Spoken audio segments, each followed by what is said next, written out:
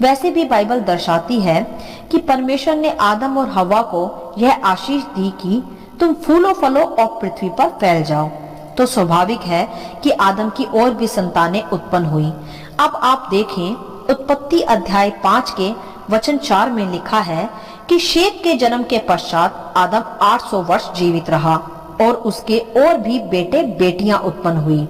शेत आदम का एक अन्य बेटा था। तो देखा आपने कि आदम के कैन और हाबिल के अलावा और भी बेटे बेटियां उत्पन्न हुई थी।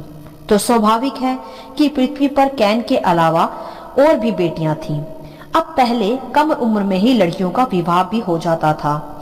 जब आदम की उम्र 930 वर्ष की थी, तब तक तो उसके बेटे और बेटियों के भी विवाह हो गए होंगे तथा उनके पुत्र और पुत्रियां भी उत्पन्न हो गए होंगे।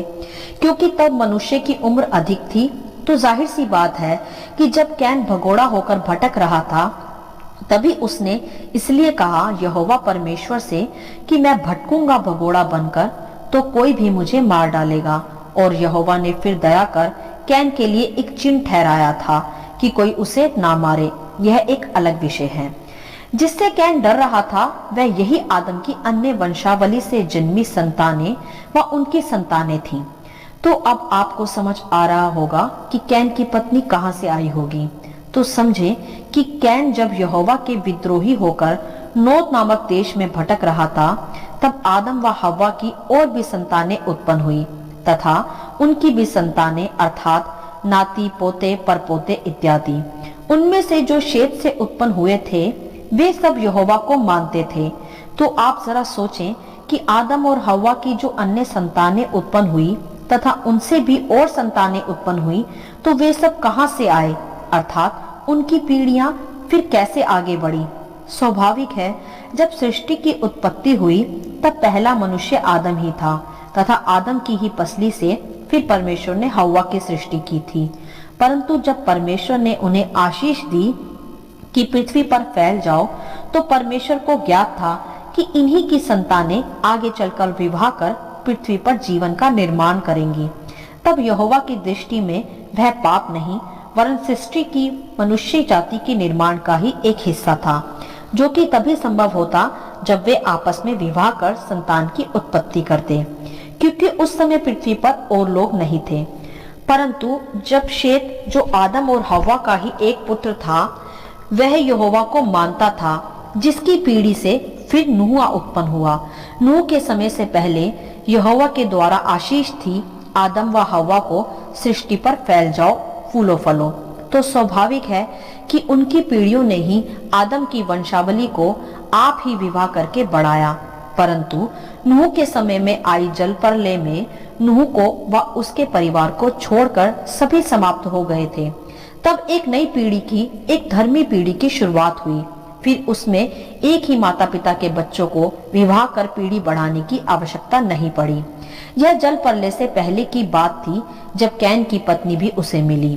तो कहने का तात्पर्य यह है कि नूह के बाद अच्छी वंशावली जो मसीहा तक जाती है, जल प्रलय के बाद चलती रही। परंतु जल प्रलय से पहले इसी प्रकार की वंशावली थी। तब परमेश्वर ने ऐसा अलाउ किया था।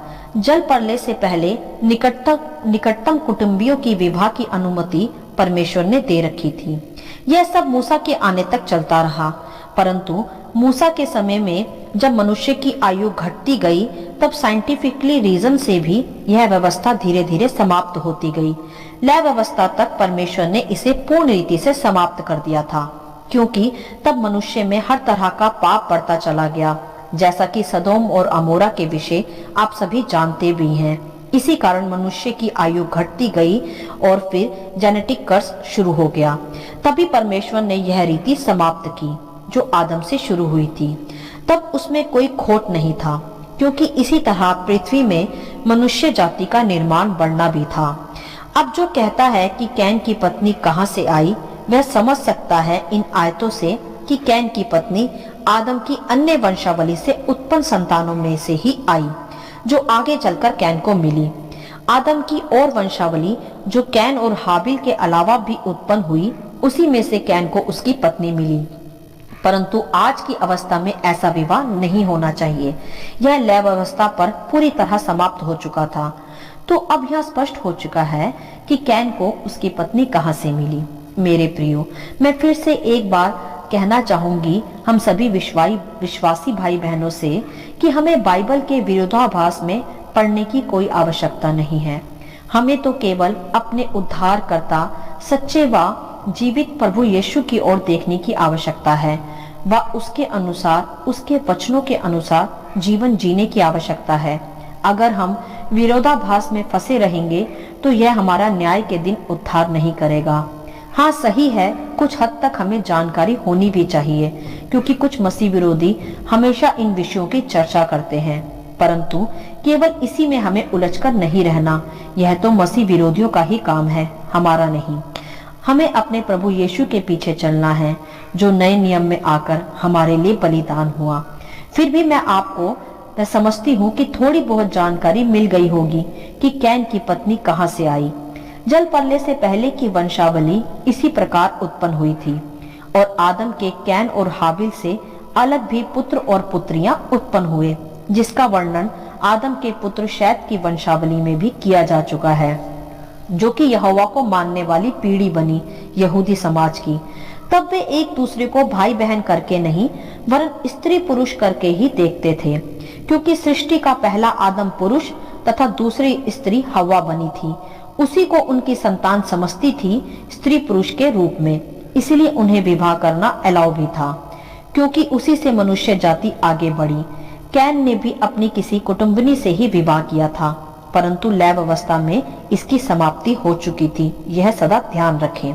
कैन की पत्नी भी उसकी कोई कुटुंबनी ही थी, परंतु कैन की वंशावली एक दुष्ट वंशावली थी, और जो आदम के बेटे शेत से उत्पन्न हुई वंशावली थी वह यहूदी वंशावली थी, जो यहोवा को मानने वाली थी।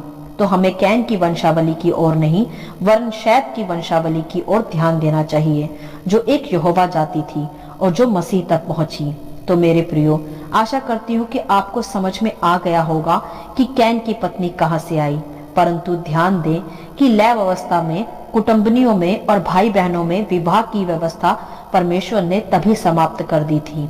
अब ऐसा विवाह पाप कहलाता है, परंतु उस समय सृष्टि के निर्माण के लिए यह अनिवार्य था कि वही संतानें आपस में विवाह कर मनुष्य जाति को बढ़ाएं। तो आप ध्यान रखें कि ये अब लागू नहीं है, ये तब था पुराने नियम में। हालेलुया। आशा